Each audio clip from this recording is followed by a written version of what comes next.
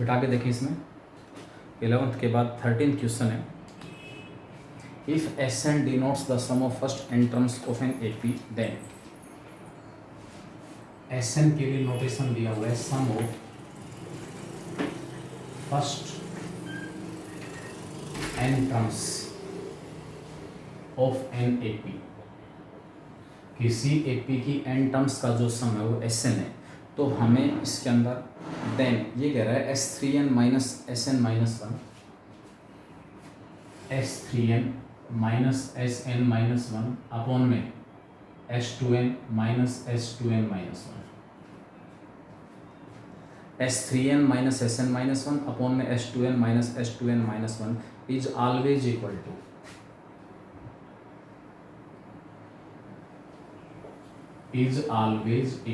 To हमेशा किसके इक्वल होगा S three N minus S N minus one small A first term and small d be the common difference of A P. Small A first term है, small d common difference है। मैं S three N minus S N minus one निकाल रहा हूँ, S three N minus S N minus one. पहले numerator निकालेंगे, denominator निकालेंगे। देखो हिंट है, जो डिनोमिनेटर है ना S two N minus S two N minus one, S two n का मतलब है पहली टू एन टर्म्स का sum, A one plus A two plus A three plus and so on A two N. S two N minus one का मतलब है पहली two N minus one terms का sum, A one plus A two plus A three plus and so on A two N minus one. यहाँ two N terms हैं और यहाँ इसमें two N minus one terms है। Two N terms के सम में से पहले two N minus one terms का सम अगर घटा दिया, अगर इसमें से इसको मैं घटाऊंगा तो ए टू एन से पहले ए टू एन माइनस वन, इसमें से इसको घटाओगे तो यहाँ तक की सारी टर्म कैंसिल हो गई। हमारे पास जो डिनोमिनेटर है ना, डिनोमिनेटर जो है उसकी वैल्यू ए टू एन है, बस ए टू एन अकेली टर्म बचेगी, two nth term and it will be a plus two N minus one into. ये तो आपका डिनोमिनेटर है ये वाला। अब इस तरीके से इसको नहीं निकाल सकते क्योंकि यहाँ ऊपर तो थ्री एन टर्म्स का सम है प्लस के साथ और माइनस के साथ एन माइनस वन टर्म्स का सम है, तो ये हमें अलग करना पड़ेगा। देखो S three N minus S N minus one equal to S three N की value three N by two, two A, three N minus one into D minus sign, S N minus one N minus one by two into two A plus N minus one N minus two into D. बस एक बात का ध्यान रखना, ये N minus to क्यों हुआ है, sum of N terms two A plus N minus one into D होता है। तो ऊपर थ्री एन टर्म्स का सम है तो थ्री एन में से घटा, एन माइनस वन है तो एन माइनस वन में से एक और घटाएंगे तो एन माइनस टू। इसके बाद मुझे क्या करना है, टू ए वाली टर्म अलग और डी वाली टर्म अलग। बस इस थ्री एन बाई टू को टू ए से मल्टीप्लाई करूँगा into two A plus three N by two multiply हो जाएगा three N minus one into D से। थ्री एन बाई टू को इसके साथ मल्टीप्लाई कर दिया, इसके साथ minus N minus one into two को इसके साथ माइनस का ही हो जाएगा N minus one by two into two A, और इसको इसके साथ माइनस का n minus one N minus two into d और अपॉन ए वाली टर्म इकट्ठा कर दो और डी वाली टर्म इकट्ठा कर दो, बस इतना करना और कुछ नहीं। थ्री एन ए माइनस का एन माइनस वन इंटू ए कॉमन निकाल लिया इसमें से और इसमें से, क्या बचेगा, यहाँ बचेगा थ्री एन, बाहर नेगेटिव है, negative of n minus one minus n plus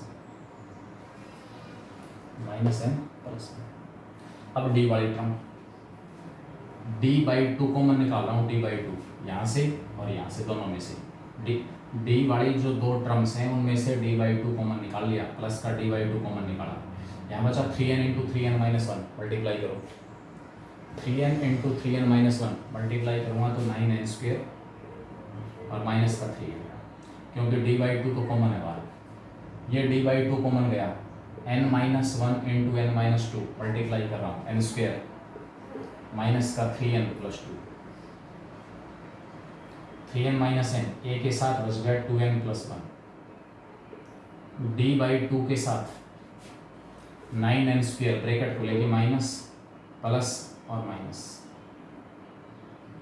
9n² minus n² 8n² minus 3n से प्लस 3n कैंसिल और माइनस का 2, ऊपर से 2 कॉमन निकाल लूँगा, 4n² माइनस 1, बाहर जो 2 कॉमन निकाला नीचे वाले 2 से 2 कैंसिल, ये टर्म है a इंटू 2n प्लस 1, इसके फैक्टर बना दो a² माइनस b² से, d into 2n minus 1 into 2n plus 1, इसमें से और इसमें से 2n प्लस 1 कॉमन आ गया, अंदर बच गया a plus 2n minus 1 into,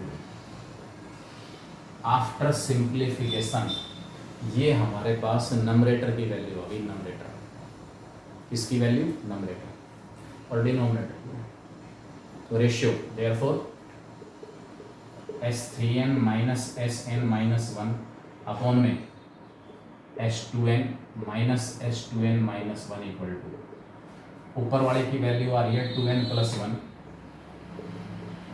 into में a plus 2n minus 1 into D, नीचे वाले की value a plus 2n minus 1 into D,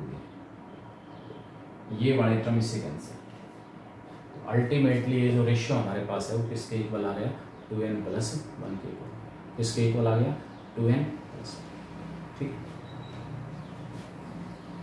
14th question ये था, क्वेश्चन नंबर 13, कौन सा क्वेश्चन था, 13। इसके बाद हम ले रहे हैं क्वेश्चन नंबर 14, क्या है हमारे पास 14 question, question number 14,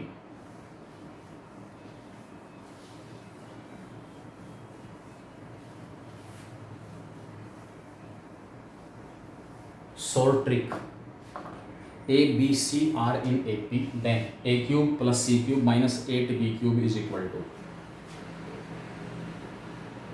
a b and c are in AP, then a cube plus c cube minus 8b cube equal to क्या होगा। देखो यहाँ जो मैं कॉन्सेप्ट यूज करने जा रहा हूँ, अलजेब्रा के अंदर एक रिजल्ट होता है a cube plus b cube plus c cube minus 3abc, इसके फैक्टर्स आते हैं a plus b plus c into a² plus b² plus c² minus ab minus bc और माइनस c। अगर a plus b plus c 0 हो, a plus b plus c equal to 0, इसके factor ये होते हैं, और इसमें a plus b plus c 0 है, a plus b plus c को 0 रखते ही राइट हैंड साइड 0 हो जाएगी, राइट हैंड साइड क्या होगी, 0, right hand side equal to 0, इसका मतलब क्या हुआ, a cube plus b cube plus c cube minus 3abc equal to 0, कब, जब a plus b plus c 0। ऐसे 3 रियल नंबर जिनका सम 0 है, उन तीनों के क्यूब का sum 3 times of their product, या फिर मैं यहाँ से ये कह दूँ a cube plus b cube plus c cube equal to 3। ऐसे 3 रियल नंबर जिनका सम 0 है, ऐसे 3 रियल नंबर जिनका सम 0 है, उनके क्यूब्स का sum 3 times of their product, ये रिजल्ट में यहाँ अप्लाई करूँगा। तो इसके लिए सबसे पहले मुझे ऐसे 3 नंबर चाहिए जिनका सम 0, a b c AP में है, a प्लस c 2 भी हो गए, बीच वाले का डबल, बाकी दोनों के सम, ठीक है। अगर 3 नंबर AP में है तो बीच वाले का डबल, बाकी दोनों का सम, तो क्या मैं यहाँ से ये कह सकता हूँ a plus c minus 2b equal to 0, और इसको मैंने लिख दिया a प्लस सी प्लस में माइनस 2b इक्वल टू 0। यानी कि मेरे पास जिन तीन नंबर्स का सम 0 दिया हुआ है, जिन तीन नंबर्स का सम, देखो मैंने बताया ये कॉन्सेप्ट अप्लाई होगा, इसके फैक्टर ये होते हैं, अगर a plus b plus c 0 है तो a cube plus b cube plus c cube की वैल्यू 0 आ गई, माइनस 3abc 0 आ गया। क्यों? क्योंकि a plus b plus c को 0 यहाँ रख देंगे। 0 इन 2 में स्टैंडर्ड रिजल्ट है, 9/10 में आता है एलजेब्रा में। a plus b plus c अगर 0 है तो a cube plus b cube plus c cube equal to 3abc। यहाँ a की जगह a है, b की जगह c है और c की जगह माइनस 2b है। देयरफॉर a का क्यूब प्लस c का क्यूब प्लस में माइनस 2b का cube equal to 3 times of their product, 3 times of their product a into c into minus 2। ये कितना आ गया left hand side, a cube plus c cube minus 8b cube, minus 2b का cube आएगा minus 8b cube equal to, इधर multiply करूँगा तो minus का 6abc। मुझे ये पूछा है a cube plus c cube minus 8b cube. आप कहोगे मुझे कैसे पता चले किस प्रकार आगे बढ़ना है? तीन नंबर्स का क्यूब है, तीन नंबर्स के क्यूब का समय ज़्यादातर केसेस में प्रॉपर्टी यूज होगी, जहाँ तीन नंबर्स के, तीन रियल नंबर्स के क्यूब के सम की वैल्यू निकलवा रहा है। आप कहोगे यहाँ तो सम नहीं है, इस माइनस 8b क्यूब को मैं लिखूंगा a का क्यूब प्लस c का क्यूब प्लस में माइनस 2b का क्यूब। तो तीन नंबर्स के क्यूब का सम निकलवा रहा है, तीन नंबर्स के क्यूब का सम निकलवा रहा है, और ये इक्वल आ सकता है 3 टाइम्स ऑफ देयर प्रोडक्ट। तब जब इन तीनों नंबर्स का सम 0। अब यहाँ तीन नंबर कौन कौन है? एक a है, दूसरा c है और तीसरा माइनस 2b। तो इस कॉन्सेप्ट की हेल्प से आंसर आपके पास कितना आ जाएगा? Minus 6abc। नेक्स्ट है 15th, maximum sum of the series. Maximum sum of the series, आप ध्यान से देख रहे हो जो टर्म्स हैं वो बढ़ती जा रही है। बेटा 14th का आंसर डी मिलेगा, नन ऑफ दीज, क्योंकि हमारे पास a cube plus c cube plus में माइनस 8b क्यूब की वैल्यू माइनस 6abc आ रही है। कोई भी ऑप्शन माइनस 6abc नहीं है।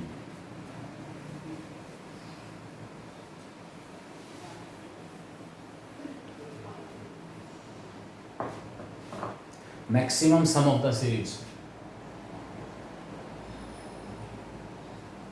Maximum sum of the series क्या दी हुई? Series 20 plus 19 besides 1/3, 18 besides 2/3 plus and so. इसका मैक्सिमम सम निकालना है। आप ध्यान से देख रहे हो टर्म्स जो है ना वो छोटी होती जा रही हैं, छोटी होती जा रही हैं, और ये टर्म एपी में भी है। पहली टर्म 20 है, 19 × 57 और 1 58/3, 18 × 54 और 2 56/3 एंड सो ये 60/3 हो जाएगा। टर्म्स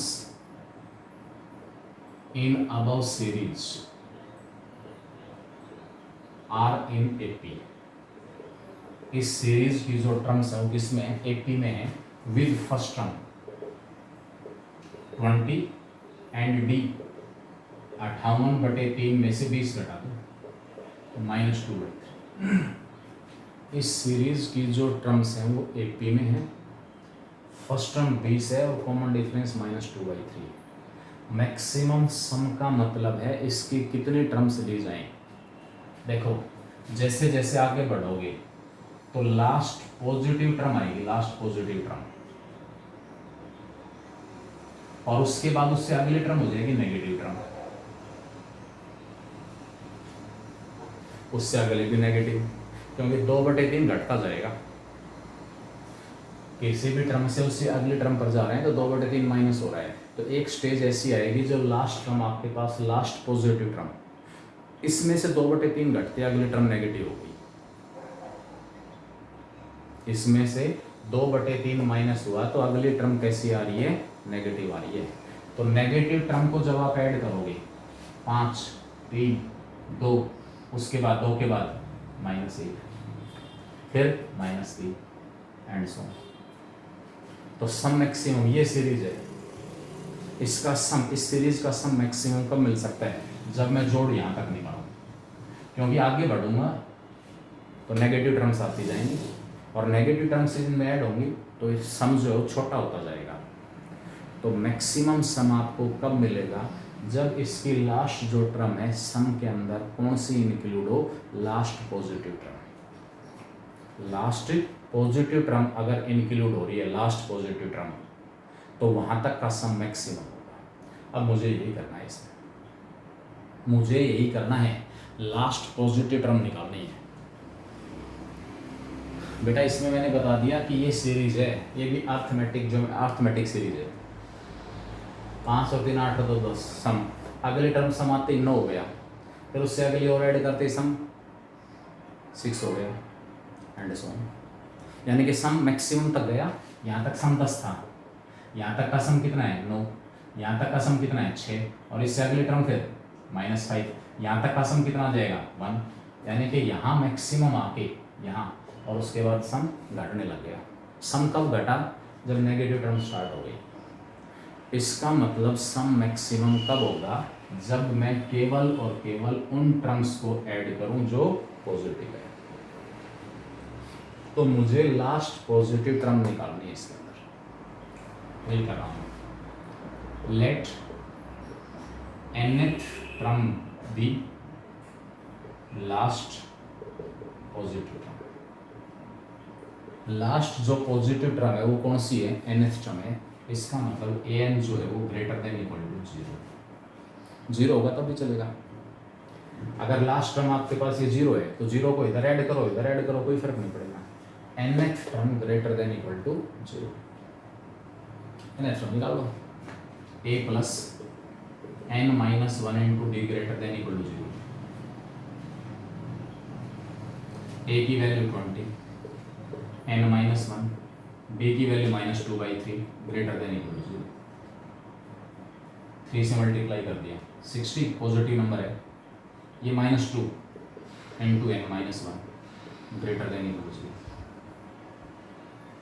ठीक है, 60 माइनस का 2n plus 2 greater than equal to 0। बेटा 3 से मल्टीप्लाई किया है, 3 को इधर मल्टीप्लाई करोगे 60, 3 को इधर मल्टीप्लाई करोगे कैंसिल, और -2 को इससे मल्टीप्लाई कर लिया। माइनस का 2n greater than equal to 62, minus का -2 से डिवाइड करूंगा n less than equal to, यानी कि पॉजिटिव जो टर्म होगी ना लास्ट, वो 31 टर्म है, n 31 से उससे छोटा होना चाहिए। 31st term will be last non negative term, last non negative term. अगर 31 टर्म्स, 31 से अगली जो टर्म आएगी ना 32वीं टर्म, वो नेगेटिव आ जाएगी, भले ही आप निकाल कर देख लेना। 31वीं टर्म लास्ट है, जो या तो पॉजिटिव है या 0 है, पॉजिटिव या 0।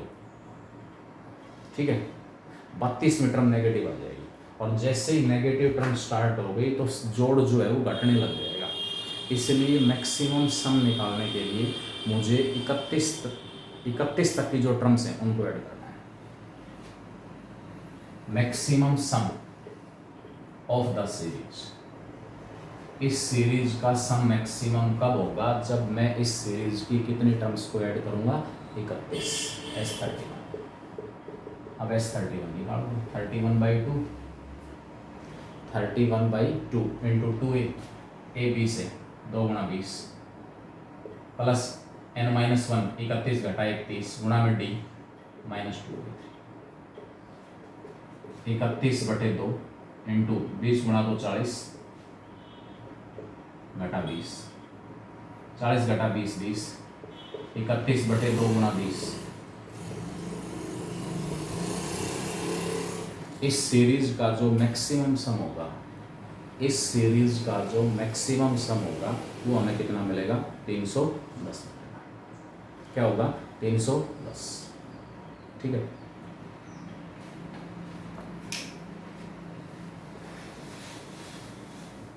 कॉन्सेप्ट को समझे बस कि सम मैक्सिमम का मतलब है जहां से नेगेटिव टर्म स्टार्ट होना आती हैं, शुरू होती हैं जहां से नेगेटिव टर्म, उससे पहले पहले वाली टर्म्स को जोड़ लो, सम मैक्सिमम हो जाएगा, सम मैक्सिमम। ठीक है, नेक्स्ट है coefficient of x raise to power 49 in the product.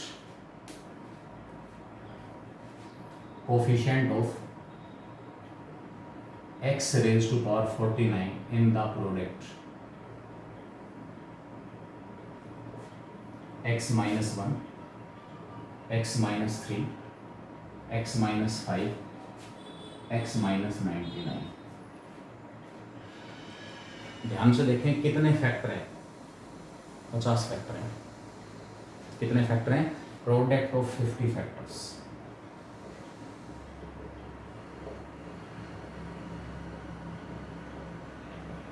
Product of 50 factors, 50 factors का प्रोडक्ट है।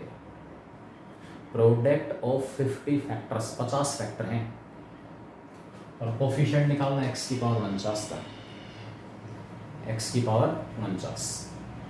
ठीक है, कैसे निकालेंगे वो देखें बेटा। इसमें कॉन्सेप्ट यूज हो रहा है,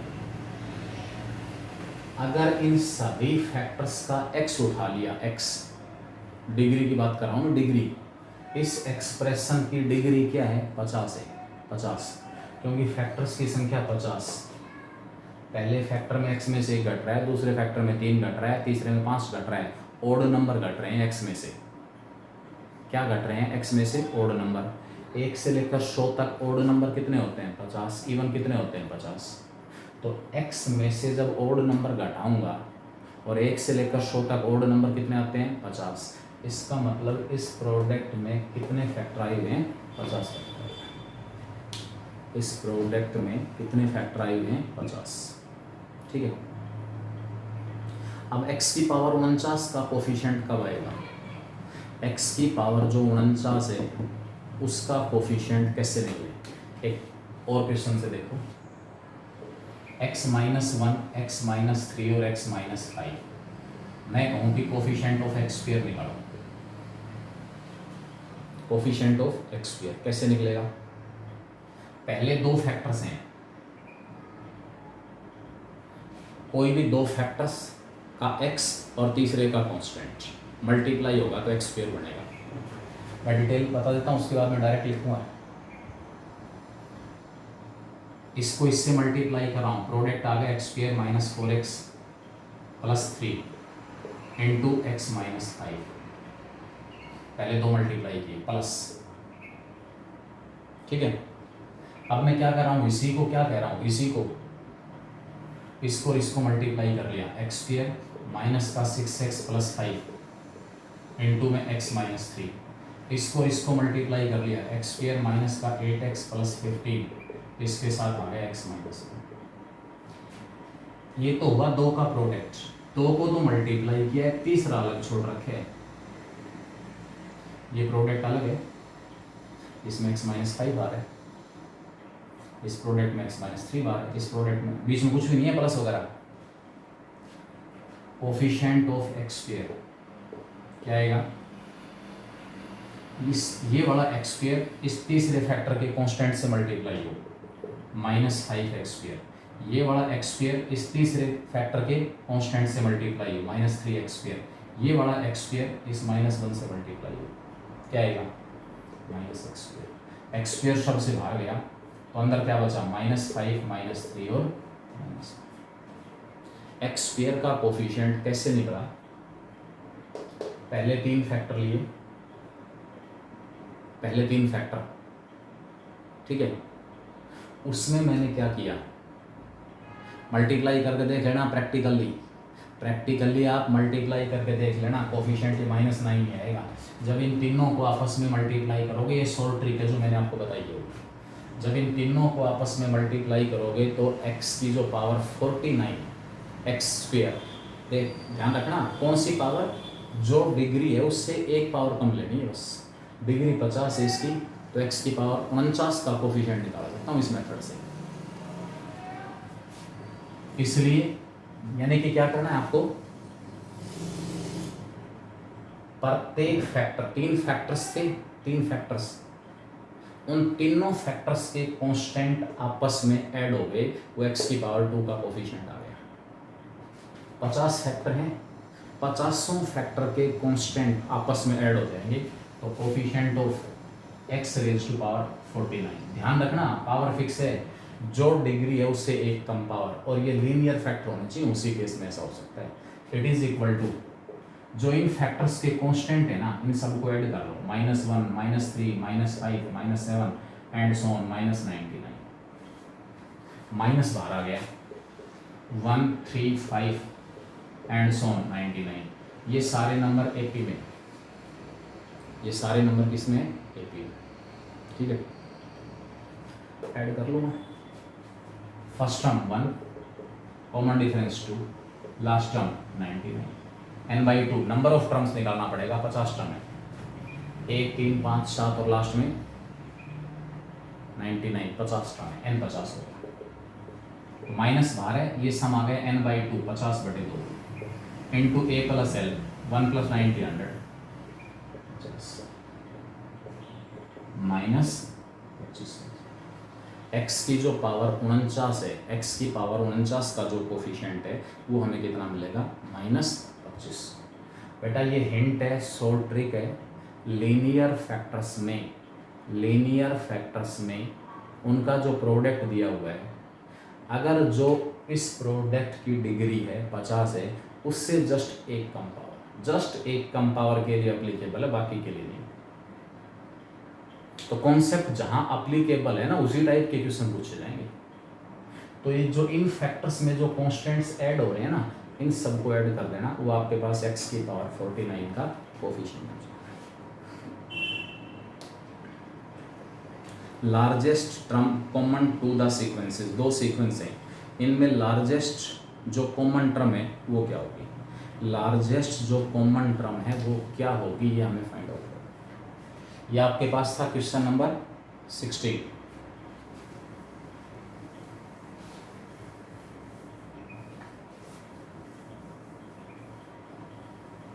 question number 17, largest term common to the sequences, the largest term common to the sequences। क्या दी हुई है, दो सीक्वेंस, एक तो हमारे पास है 1 11 21 31, 1 11 21 31 and so on, last term up to 100 terms कह रहा है, अप टू 100 टर्म्स। और दूसरी सीक्वेंस है 31 36 31 36 41 46 एंड सो ऑन, यहाँ पे अप टू 100 टर्म्स। भाई कॉमन टर्म तो मिलेंगे यहाँ पर, कॉमन टर्म तो है, जैसे 31 के बाद अगली 41 है, तो पहली कॉमन टर्म 31, दूसरी कॉमन टर्म 41, ठीक है। उससे अगले टर्म 51 61 71 81 91 101 111 121 एंड सो ऑन। तो इस प्रकार सबसे बड़ी जो कॉमन टर्म होगी वो कौन सी होगी, निकालते हैं, इसकी 100वीं टर्म कौन सी है, इसकी 100वीं टर्म कौन सी, वहां से पता चलेगा। A100 ऑफ फर्स्ट सीक्वेंस, पहले वाली जो सीक्वेंस है उसकी 100वीं टर्म, पहले वाले सीक्वेंस में फर्स्ट टर्म 1 है और कॉमन डिफरेंस 10 है, 100वीं term a + 99d, a 1 99 into D की वैल्यू 10, 990 और 1 991